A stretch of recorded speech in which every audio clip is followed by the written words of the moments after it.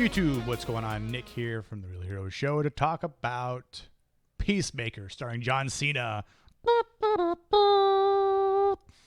Yeah, I'm not going to use the actual meme music for that just because of, stupid DMCA crap. So I will make the noise with my mouth instead. So anyway, the purpose of this video is to do a quick recap of the 3 episodes, and basically a review of it, right? Whether I liked it or disliked it, whether it's worth watching or worth skipping because you're just sick and tired of all the crap that DC throws at us from Warner Brothers that's just not good, or doesn't really have any continuity. So basically this is going to contain spoilers, this video here with me. And first and foremost, if you have not seen the Suicide Squad movie that kicked off about 6 months ago, well then this show might not make all that much sense because of who John Cena is playing in the Peacemaker. Spoiler alert, you think he's dead in the end of the movie. He's not, because of the post-credit scene, because we know that there's a show coming, so they can't kill him in the movie. You know, it's great when they announce things ahead of time, so when they try to put something in the movie, and they're like, oh my God, John Cena had a whole building fall on him. He's dead. Just kidding. He's not, because we know he has his own show. And I know you might say, but Nick, what if it's a prequel? You're right. What if it is? Then we know that he dies anyway. So it doesn't matter if it's a prequel or something that takes place after the movie of the Suicide Squad. That being said, I'm not going to do too much ranting on this, and I'm not going to, completely shit on his character. I understand some people might not like John Cena. I guess I'm not a big wrestling fan by any means as it was. I like the old school, WWF, WCW wrestling back in the day. But anything sort of new hand, I just really haven't gotten into. And as far as this show goes, there's a lot of humor, a lot of sarcasm, not much empathy, even though I think that's what they're trying to draw a little bit from in John Cena's character. Episode 1's called A Whole New World, but spelled WHRLED, sorry. And we get a little bit of recap what happens in the movie. He had a building fall on him, but only suffered a clavicle replacement. There's a bit of humor. Obviously, John Cena's a big guy, right? Wants to focus in on his muscles on the X-ray. There's some banter between him and the janitor who went to MIT about Aquaman fucking fish. He gets to meet the crew led by Clemson Mern, and Mern works for Amanda Waller. We learn that Leota, who is part of Mern's crew, is Amanda Waller's daughter. We see John Cena's, or rather Peacemaker's dad, who is extremely racist. And most importantly, I think hands down the best character in the show is the sidekick, Eagly. I don't know why. That thing just makes me crack up. When the eagle hugs him, I'm like, this shit is ridiculous right here. Like, it's hilarious and ridiculous. And obviously they can't really kill the bald eagle because, I'm sure Peter would be like, oh my God, you killed a bald eagle. Like, and obviously it's not real, but they don't understand that. And the funny thing was his dad has a ginormous secret lair, and obviously there's a bunch of stuff that's Easter egg all over the place, and I don't really care about all that because we probably won't really see much of it in the show. It was just sort of here's something cool, and we might not see much of it later on in the show. Essentially John Cena as Peacemaker, he shows up full cosplay all over the place. That dinner table, or rather restaurant table scene was pretty hilarious too. He gets laid after he gets denied from trying to hit it off with Amelia Harcourt. He picks out some 80s bar chick who tries to kill him, and that's sort of where the main plot point takes off is the Butterfly Project. Who are the butterflies? What are they all about? How do they operate? What's the point of it all? And as she tries to kill him, she fucks him up quite a bit. And it's right at the end where he gets he puts on his helmet, and he he hits her with the guile from Street Fighter 2 with the sonic boom that not only just evaporates her, but wrecks his car and a bunch of other cars, and he's just sitting in his tidy whities, with the mess at his feet, and we actually get to see Viola Davis as Amanda Waller on an iPad or rather MacBook via FaceTime, and I think overall it was a pretty good premiere episode. I think it was enough to sort of get me interested in it. I was obviously curious, and we get 3 episodes upon release. New episodes are released every Thursday, so I'll hopefully be releasing reviews on Fridays. And I think, again, for the most part, there's a lot more to see of what may come of Peacemaker in this season as we get 8 episodes. There was a post-credit scene. I wasn't really expecting that, with him and his father talking about other helmets, and his dad says, you should try this helmet on. It gives you scabies. And he's like, why would I want scabies? And he goes, to challenge yourself. What? I know people who have scabies. It's not fun. That's not a way to challenge yourself. That's a way to get really pissed off and annoyed. Episode 2, Best Friends for Never. We get a little bit more from the recent scene with Leota and Harcourt showing up, who rescues Peacemaker. There's a lot of other things to learn about the team. Clemson Mern's team. I almost want to say that Harcourt might be the person who is feeding information up, outside information. Maybe she's a rat or a spy. She obviously has some trust issues. She blames everyone. Doesn't really seem to like Leota too much. So I really wonder what's going on there. We do learn of how did the butterfly chick learn about who Peacemaker was or what he was doing. Well, he left the dossier at the scene, and after they bang, she just reads it and is like, oh, I need to kill you because you're trying to assassinate the senator who she works for. So that all makes sense, but I still don't think, I think Harcourt has something she's not telling us, or something we just don't know about. We get Vigilante, who is also from the Suicide Squad movie. There's a little bit of a pep talk between him and Peacemaker through the broken window at Peacemaker's home, and they go on this montage of kind of blowing stuff up and firing a bunch of weaponry off at bottles and stuff, and just that right there is basically just the epitome of James Gunn. I feel like. Again, kind of hilarious. Pointless, maybe, yeah, but if anything, it just sort of talks a little bit more about and shows who John Cena's character is as Peacemaker. Obviously, he's very immature. Not that shooting guns and aiming, shooting things off of each other's heads or throwing dynamite or bombs at each other isn't fun, although I would not recommend to do that in real life. It's I don't know, it was kind of just a silly scene. We see Amber and Evan give up Peacemaker's dad, with the scene of when Peacemaker's trying to escape the apartment complex. Peacemaker has a scene where he gets into one hotel room, and Evan is reluctant to let him stay because the cops are knocking on the door. And Amber and Peacemaker basically connect on this old band, this vinyl. And was it Cinderella? And the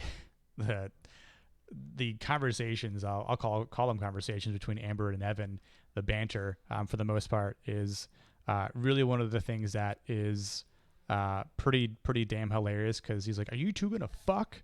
And that was one of the hilarious things, I think, from that moment, is when Amber is just eyeing down John Cena, and I'm like, oh, they're definitely going to fuck. And sure enough, they do. because there's a scene later on where we see Peacemaker, Amber, and Vigilante with his mask on in bed. So the menage a trois took place. But that's when Peacemaker finds this little gadget. I'm not going to call him a McGuffin because it's some sort of device that we don't really know much of at that point in time. But it just like unlocks or I don't say mutates or transforms into something else. Again, I'm not too sure what it was up to that point. Amber and Evan, like I said, they give up Peacemaker's dad, and Amber and Evan are still yelling at each other, even at that point. The other really interesting point, again, knowing that his Peacemaker's dad is very racist, when he goes into jail, he tells another inmate that you're my spot. The inmate leaves, and as Peacemaker sits there, everyone else, I'm thinking, are they going to jump him? Is there some bad blood? No. They go up to him and basically form a couple lines, and they kneel and they say like, "Hail the White Dragon," and I'm like, not too sure what that means, but it doesn't sound good, doesn't look good.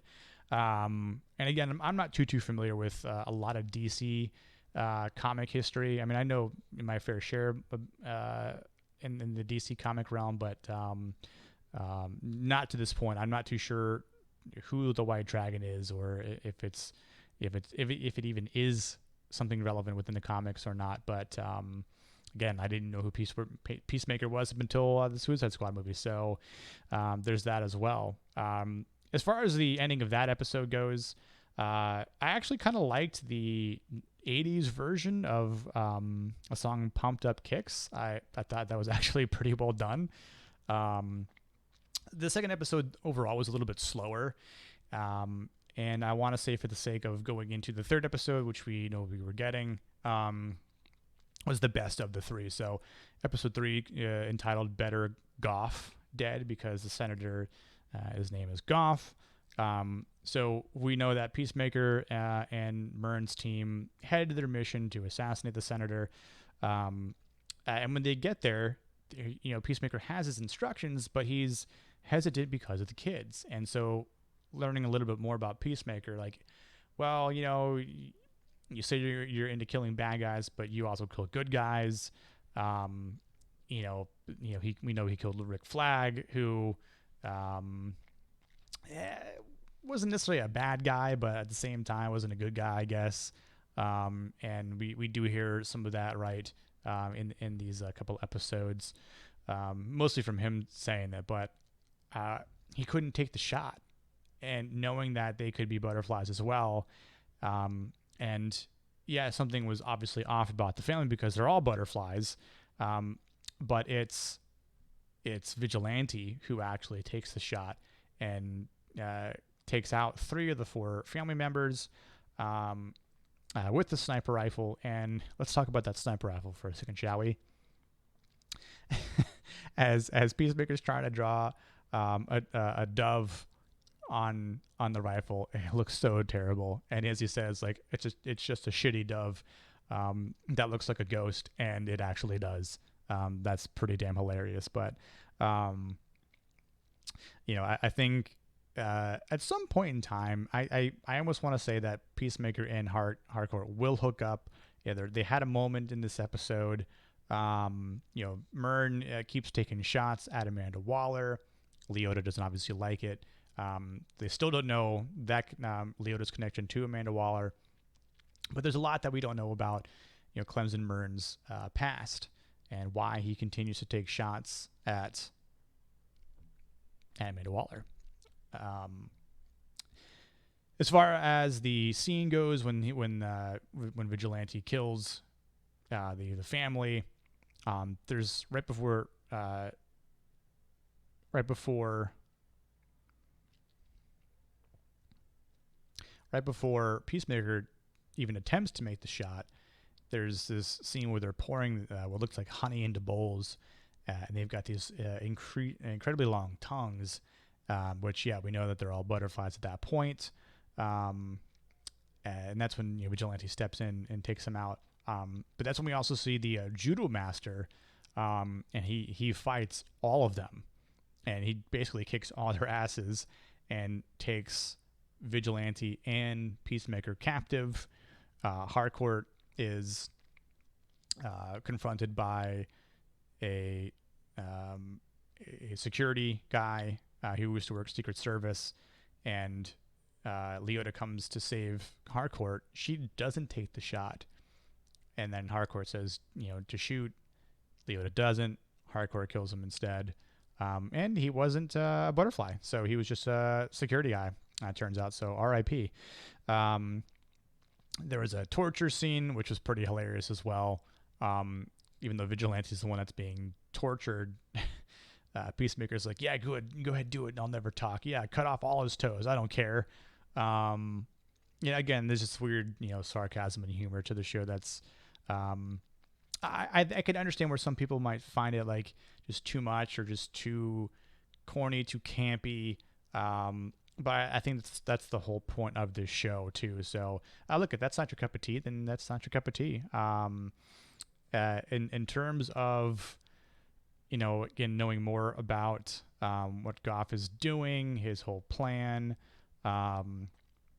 he obviously turns into or sort of releases his butterfly effect, no pun intended, with what the butterfly effect actually means.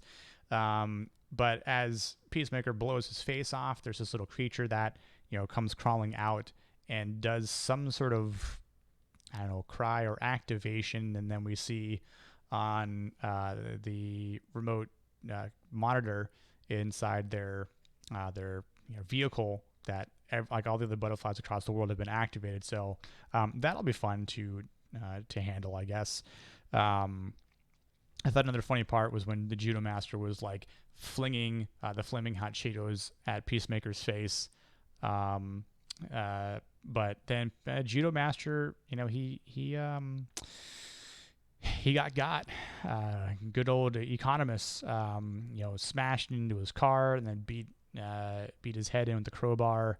And it ends after that. So we get a little, season preview of them saying, is it an alien invasion? The butterflies can enter any hole, which shows a butterfly going into someone's anus.